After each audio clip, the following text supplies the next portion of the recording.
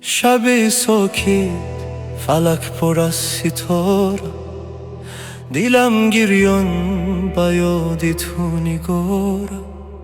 صدایت دور مثل بادی صحرا، تو رفتی من دیلم تنها با دردها. با چشمانم نگاه کردی وعده دادی که عشق ما ابدی میماند همیشه. اما یک شب تو رفتی به کلامه، گذاشتی درد در قلبی من تنها. در کوچه های شهری خاموشانه، با یادی تو میزند دل نوهارا. هر لحظه می سوزد مثل آتش، که عشقی تو نمانده جز خاکستر.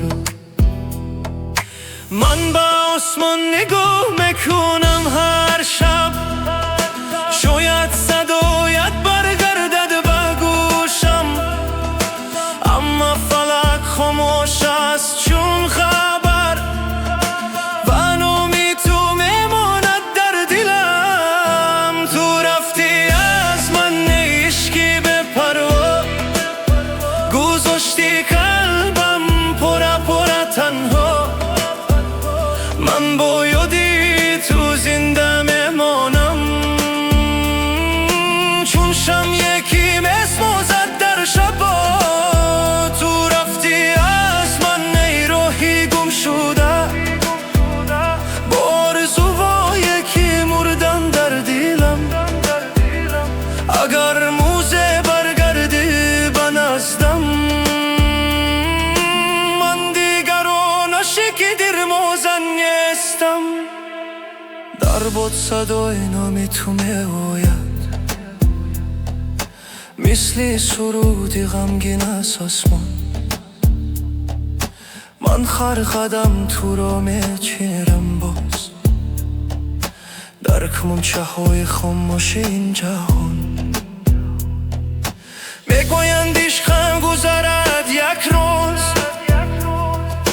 وقتم در زهورا میبرد. اما نمیدانند که در دلم نامی تو چون آتش میماند. گر رموز چشمت به چشمم افتد، شاید تبسم کنم آرامانه. اما در پشتی آن تبسم هزار زخمی عشق ماند.